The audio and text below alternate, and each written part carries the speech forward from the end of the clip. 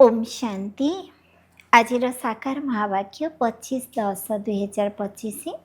मधुर संतान माने संगम जुगर ही तुमको आत्माभिमानी होगापाई परिश्रम करने को पड़ुछि। सत्यजुग किंबा कलिजुगर यह परिश्रम करने को पड़े नहीं। प्रश्न, श्रीकृष्णकर नाम तांकर माता पिता ठार मध्य अधिक प्रसिद्ध कहीं? उत्तर, कहीं श्रीकृष्ण पूर्वर जो मैंने भी जन्म नेउछंती सेमानकर जन्म जोगबल द्वारा हेउना। श्रीकृष्ण माता पिता जोगबल द्वारा जन्म नेउनाहांती। राधाकृष्ण ही संपूर्ण कर्मातीत अवस्था को प्राप्त करिछंती, तेणु सेही माने ही प्रथमे सद्गति प्राप्त करुछंती। जेतेबेले सबु पाप आत्मा माने समाप्त होइजिबे सेतेबेले जाई गुलगुल अर्थात पवित्र नुआ दुनिया रे श्रीकृष्णकर जन्म हेबो।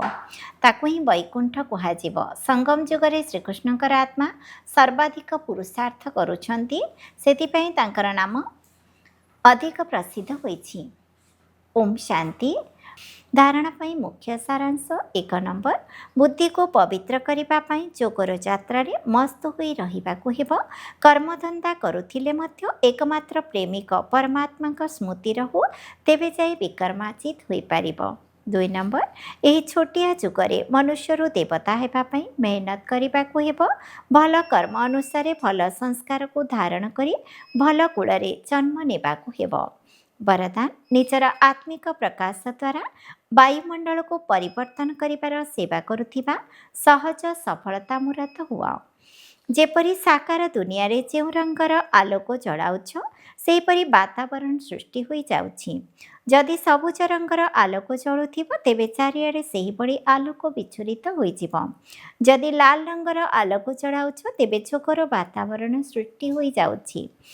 तेबे स्थूल आलोक जदि वायुमंडल को परिवर्तन करदे पारुछि, तेबे तुम भली लाइट हाउस आत्मा माने मध्य पवित्रतार आलोक बा सुखर आलोक द्वारा वायुमंडल को परिवर्तन करिबार सेवा करो, जहा द्वारा सफलता मूर्त होइजिबो। तेबे स्थूल आलोक को आखि द्वारा देखि पारुछंती, किंतु आत्मिक प्रकाश को अनुभव द्वारा जानिबे। स्लोगान, व्यर्थ कथबार्ता रे समय एवं संकल्प नष्ट करिबा एहा मध्य अपवित्रता अटे। अव्यक्त इशारा, निज प्रति एवं समस्तଙ୍କ प्रति निजर संकल्प द्वारा जोगर शक्ति गुड़ी को प्रयोग कर।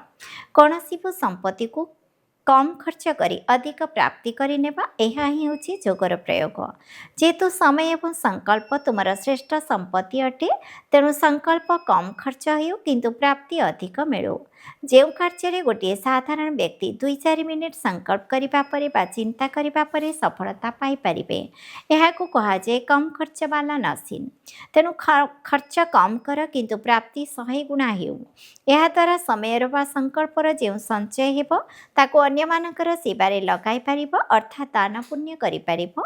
एहा ही होछि जोगर प्रयोग। ओम शांति।